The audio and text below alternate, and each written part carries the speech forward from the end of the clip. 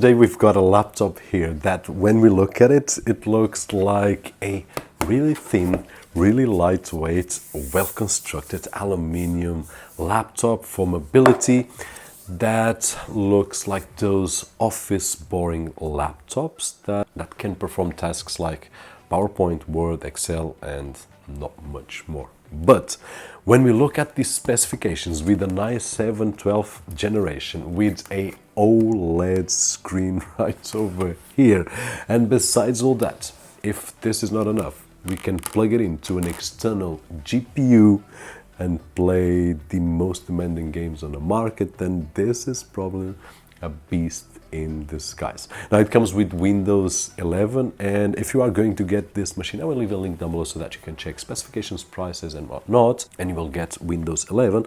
But if you have a machine with Windows 11 and you still haven't activated, don't forget to check the link down below as well for cdkeysales.com, which is the platform that we have been using for the past few months. Budget official OEM keys, easy to purchase, easy to activate, and with the code RJCK you will get another 30% discount, just in case you want to check that out. Now welcome back to another video, and today with the ASUS ZenBook 14 OLED, which is a machine, as I stated, that has a lot of features, and I will try to share with you the experience that I had for the past few days and what I feel about this computer. Now, first of all, in terms of the laptop itself, it's really lightweight, built completely of a aluminium alloy with this Ponder Blue, which is also available in Aqua Celadon, and the details for these colors are on the ASUS website, but it looks really awesome. It weighs 1.39 kilograms and it has a thickness of 1.69 millimeters. In terms of the screen, which I believe that it's one of the most important factors on any laptop, but this one right over here has a 2.8K OLED display with a resolution of 2880 by 1800 with display HDR True Black in a nano edge design, which means that the edges are really thin, especially the side ones. The top edge is a bit thicker because it has the webcam system built in. The HDR True Black just means that blacks are real blacks, and this might sound stupid when we say it, but the truth is that if you analyze your older screen or TV, you will see that the blacks are not entirely black. They are a bit grayish. In here we don't have that. We have real blacks without having color shifting on the other colors. Now the colors are really vibrant and vivid. The angles that we can see are really aggressive. Probably because not only the old technology that it has, but it also has a feature which is the ability to turn the display 180 degrees. And this is really cool if I want to share my screen on my office with several colleagues, and everyone needs to see the same color. So there is no color shifting, and I can see true blacks right over here, and this is just another awesome feature of this ZenBook. Specifications wise, it is really interesting. It has the Intel 12th generation i7 1260p. We have seen the i5 1240p, which is a beast on its class, and this one right over here, it's also a beast on the i7 world. It also has 16 gigabytes of DDR5 RAM, upgradable to 32, 1 terabyte SSD PCI 4.0 with speeds over 6,000 megabytes per second, and to accomplish the same speeds it also has Wi-Fi 6E,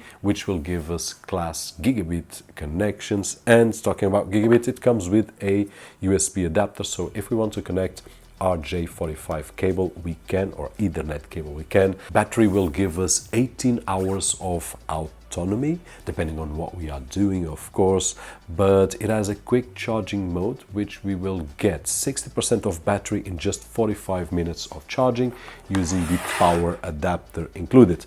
But if we are on the go and we don't have sockets, we can just use a power bank, for example, and we will be able to charge this laptop without any issues whatsoever. Keyboard, we are used to it, is the chiclet style ASUS ErgoSense keyboard, which is really comfortable with normal size, so we can write normally as we would on any other keyboard and we will feel really comfortable.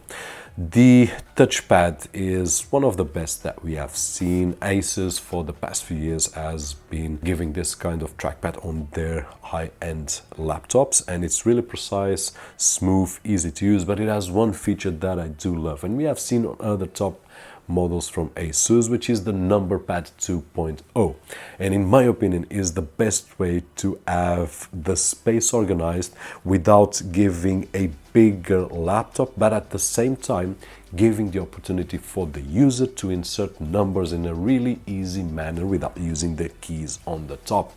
And in my opinion this is great. Still a small laptop with a number pad on a space that it has to be used by the touchpad. So simple, at least for the user is so simple.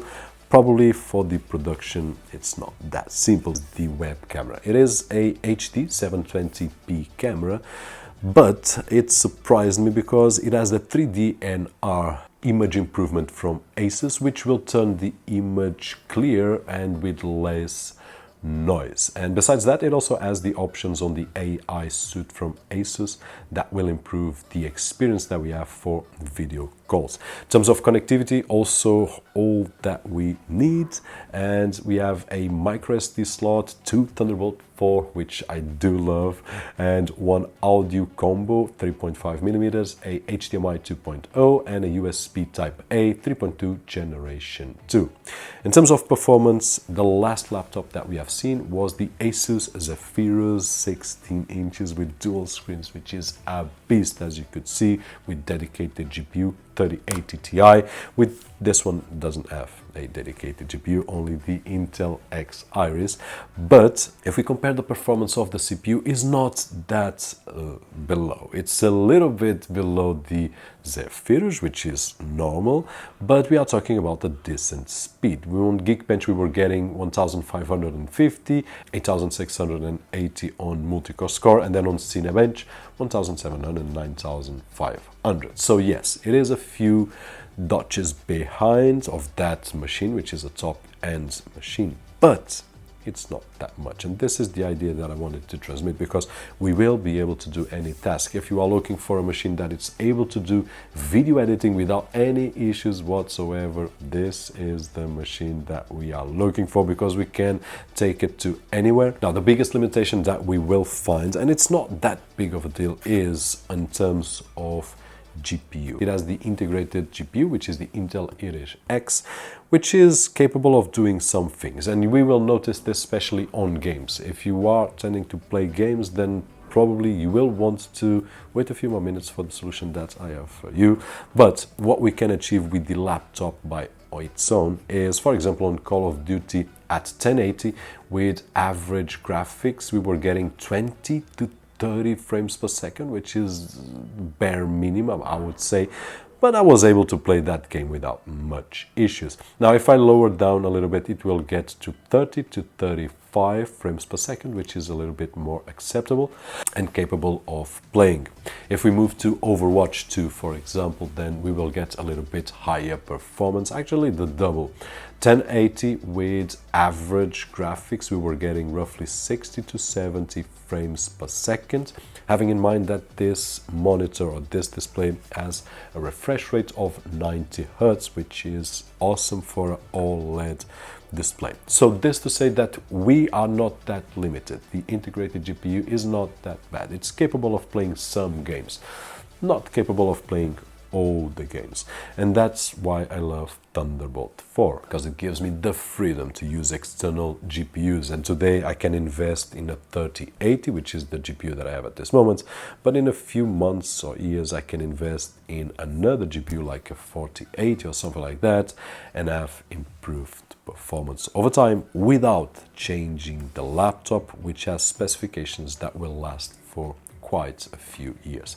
Now, if you are expecting for results right now, I don't have them. I just installed the drivers, just installed the 3080, it's working, it's compatible. I want to connect to an external display like the one that you are not seeing right over there, but it's right over here, and see the performance that we will get with the external GPU. But for that, you will have to wait for the next video and give me a little bit more time so that I can play around with it.